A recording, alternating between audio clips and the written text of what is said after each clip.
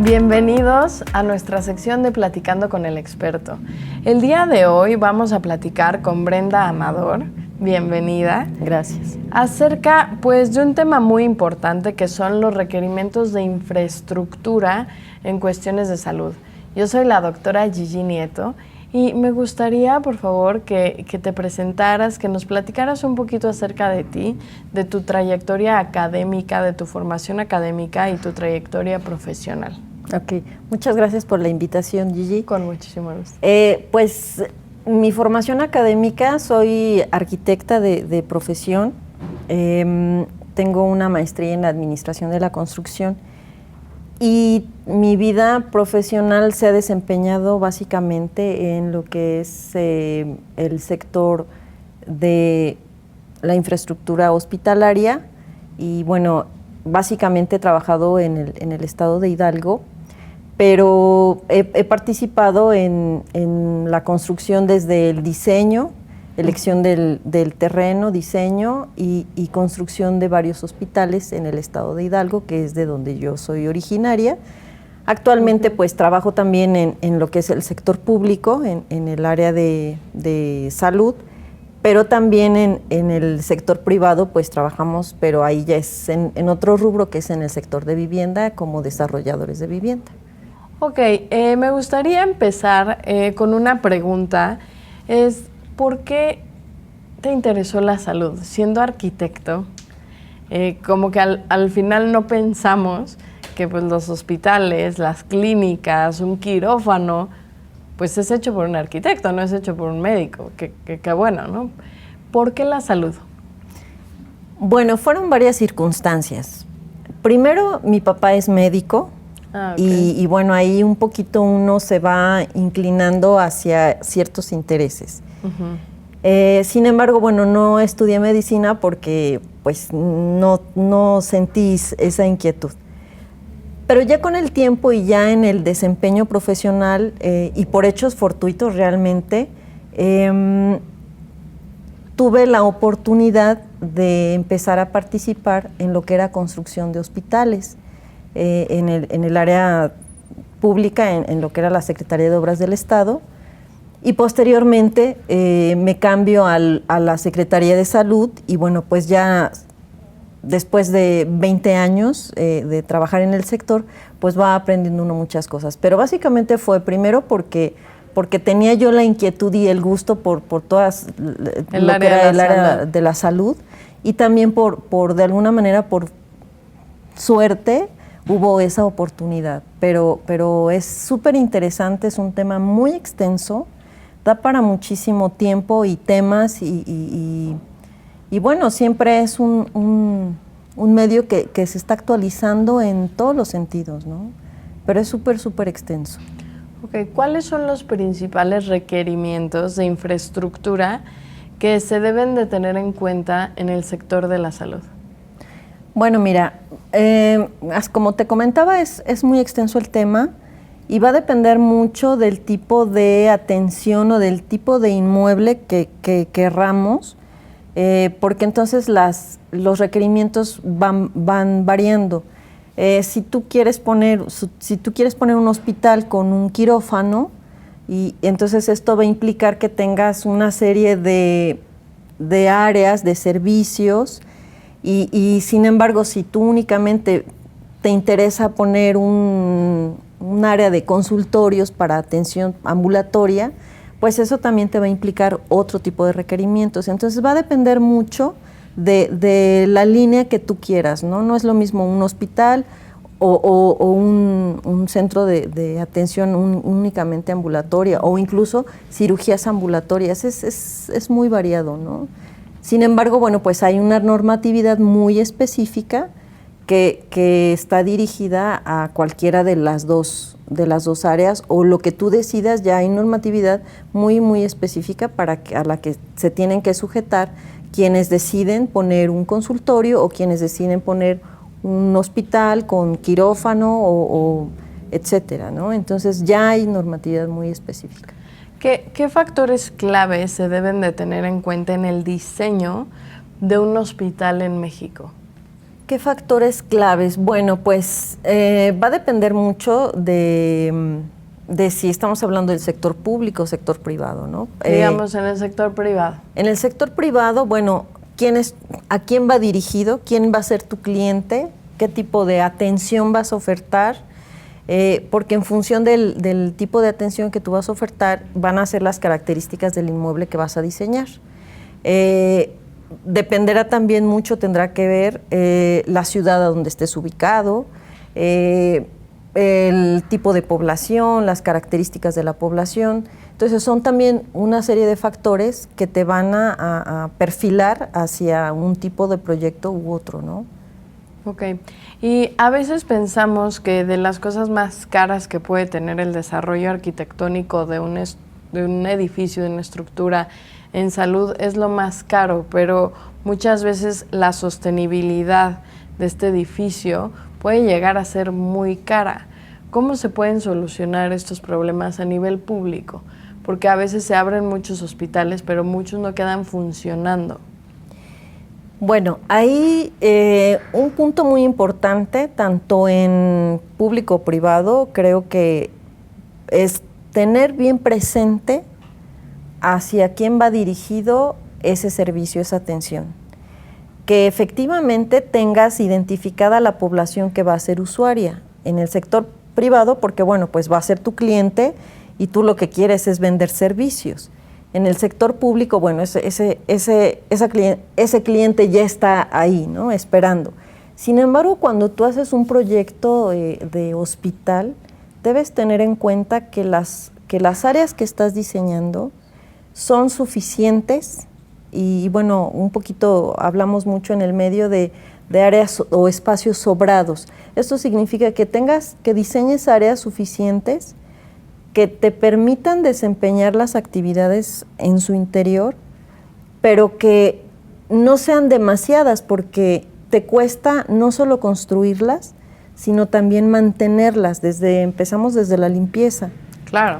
Ahora, en un hospital, bueno, pues tenemos instalaciones y también en los arquitectos decimos que son de los proyectos más extensos que hay y todos queremos hacer uno de esos, porque implica mucho tipo de instalaciones y eso nos implica también costos para mantenimiento futuro. Entonces, en alguna ocasión platicando con las áreas administrativas y que es a las que les toca pagar, decían que lo más barato es construir el hospital, lo más caro es mantenerlo desde su funcionamiento, su infraestructura física, pagar al personal. Sí, el recurso humano. El recurso humano. Entonces son muchas implicaciones que se tienen que ver para cuando diseñas un hospital y desde luego tendrás que voltear a ver ahora ya, digo de siempre, pero ahora más que nunca, qué tipo de materiales utilizas, ¿no? Que sean fáciles de mantenimiento, que sean compatibles con el clima que tienes en donde estás construyendo. O inclusive los temblores, ¿no? Pensar en qué pasa en la Ciudad de México, en Guerrero, en muchas partes de nuestro país, si tiembla. Porque si evacuar un edificio como una oficina es complicado, un área con enfermos que están inconscientes. Es complicadísimo, ¿no? Y un arquitecto debe de pensar en eso, ¿no? Claro, así es. Debes pensar en circulaciones, en rutas de evacuación, y todo eso está regulado, ¿no? Hay normas oficiales a las que te tienes que sujetar, que te indican, debes tener rampas de tales características, y si tienes elevadores, ok, pero las rampas son obligatorias justo para esas ocasiones, ¿no? Que tengas que evacuar y que pues de alguna manera puedas privilegiar el estado del paciente. Habrá áreas, por ejemplo, terapias, quirófanos, etcétera, algunas áreas muy específicas que no puedas evacuar por la condición del paciente.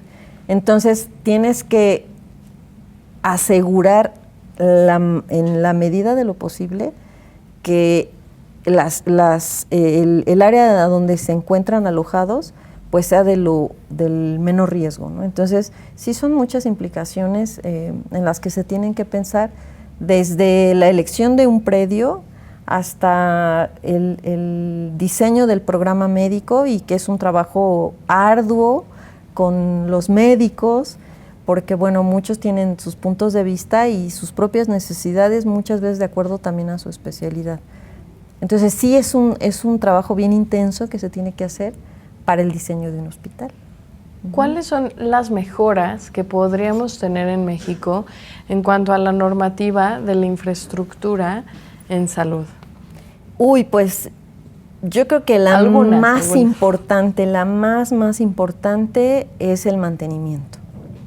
Porque tú puedes tener muchos hospitales, pero si no les das un mantenimiento preventivo, permanente, poco a poco se van a ir deteriorando y al corto plazo te va a salir más caro el tener que hacer un gasto reparando o cambiando equipos, de los equipos permanentes, por ejemplo, a que si les das un mantenimiento permanente, constante, ¿no? Calendarizado. Eso yo creo que es de lo que más se adolece en general, como que no tenemos la cultura muy del mantenimiento. Pareciera ser que no tenemos dimensionado lo que implica el tener un mantenimiento preventivo. Sí. Y siempre vamos a dar al correctivo, ¿no? Sí, ya se rompió, ahora sí llama para que vengan. Exacto, y eso no debería ser, deberíamos ver, ya se le cayó la pija, bueno, vamos y se la ponemos, porque nos cuesta 5 centavos.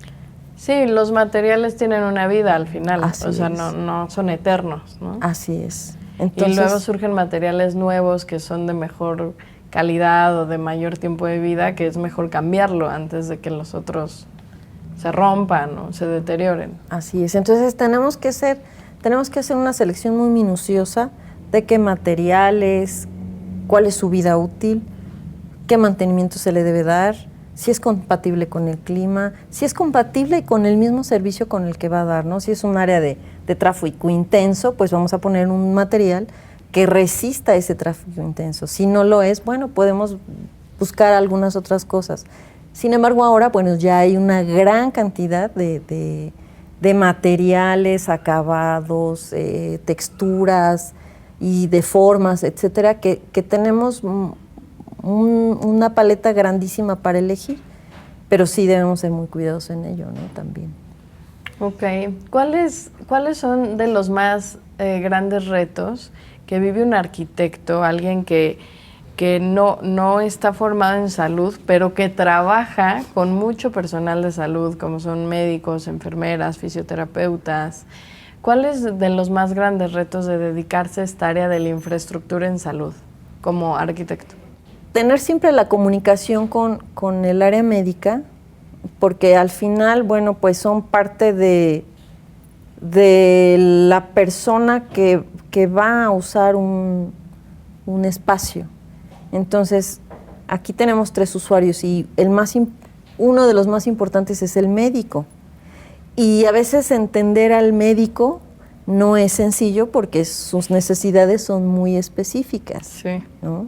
Y yo, en lo personal, sí estoy convencida de que las necesidades de una especialidad a otra pueden tener ciertas variaciones. Claro, de pediatría a medicina de adultos, bueno, son 2 mundos. Sí, ¿no? Entonces, tienes que platicar con el médico a ver cuáles son sus procesos, qué actividades va a desempeñar, cómo se va a desplazar en un espacio para que tú puedas diseñar de acuerdo a lo que él requiere, no a lo que tú quieras o a que a ti te gusta, no, lo que al médico requiere, ¿no? Y posteriormente, pues también desde luego pensar en una persona, en un paciente que va a venir a hacer uso de ese servicio y también del espacio. Entonces, no es sencillo porque, bueno, pues de pronto encontramos egos muy enormes y si de pronto también se conjugan con los egos de los arquitectos, pues entonces como que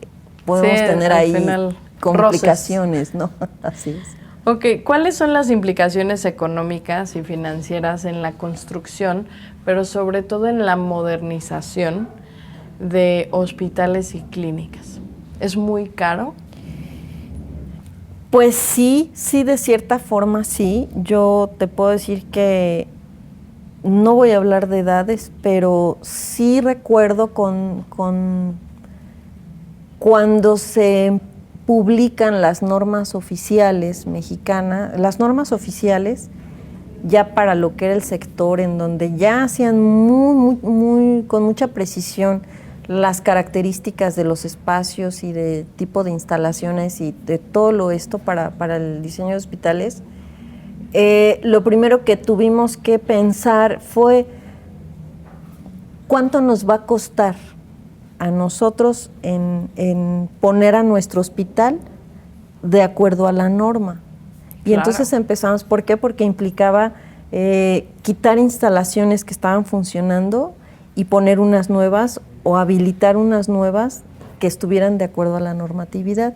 Llámese instalaciones, gases medicinales, eléctricas, y si no estás bien inmerso y si no te haces un trabajo de investigación en cuanto a la normatividad, sí te puede salir caro, ¿no? Y además ineficiente, porque también eso te puede ocurrir. Entonces, habilitar un espacio que no está diseñado para la atención médica sí puede ser costoso, porque tienes que hacer muchas consideraciones en cuanto a las instalaciones. Comparándonos con otros países que quizá consideramos más desarrollados en infraestructura, ¿cómo vamos como país? México va avanzando, pero tenemos un área de oportunidad. ¿Qué podemos hacer para mejorar, para crecer y para modernizarnos en cuanto a infraestructura de salud? Sí creo que en lo que pudiera ser el sector privado estamos en un buen nivel en cuanto a nuestros inmuebles, los inmuebles de atención a la salud. En el sector público sí creo que tenemos muchas áreas de oportunidad.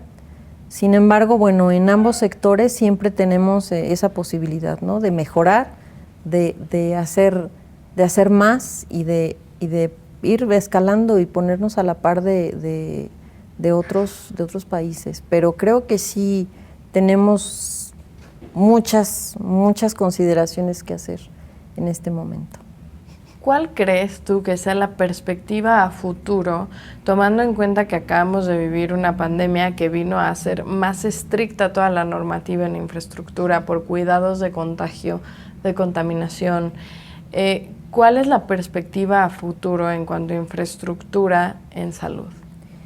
Pues que los hospitales, que los inmuebles que estemos por diseñar sean más flexibles en ese sentido, que nos permitan hacer esas transformaciones de manera más eficiente, más rápida, y que nos permitan también regresar recuperar los servicios que en su momento pudiésemos estar dejando a un lado de atender para darle prioridad al punto en el que estemos, ¿no? Como pasó ahora en la pandemia, que se tuvieron que hacer cualquier cantidad de movimientos en los hospitales para habilitar espacios que estaban muy confinados o que eran muy rígidos, y que teníamos que abrir para poder recibir al mayor número de pacientes. Entonces, yo creo que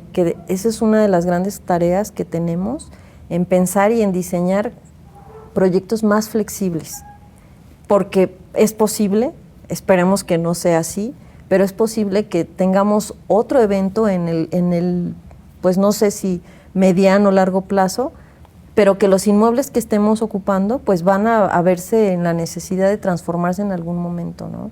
Y si no es claro, en un evento así de emergencia, pues sí, de acuerdo a que se pueda adaptar de acuerdo a las necesidades de la población, ¿no? Que van cambiando. Así es. Ok, pues muchas gracias, la verdad muy interesante. Para toda la gente que nos está viendo en redes, que nos está escuchando, si quisieran ponerse en contacto contigo de alguna manera, ¿cómo te pueden encontrar? Mira, yo participo de manera actualmente en el Consejo de la Sociedad Mexicana de Arquitectos Especializados en Salud y bueno, de manera personal, pues en nuestras oficinas que yo participo con el grupo Altosa, SADCB también, que nos llegamos al desarrollo de vivienda también, y con mucho gusto podremos platicar acerca de estos proyectos, tanto en el sector salud, que es lo que más nos gusta, ¿no? Así es. Pues muchísimas gracias. Recuerden que a mí me pueden encontrar como Gigi Tips en las redes sociales de Facebook, Instagram, YouTube y TikTok. Esto fue Platicando con el Experto y nos vemos en el siguiente capítulo.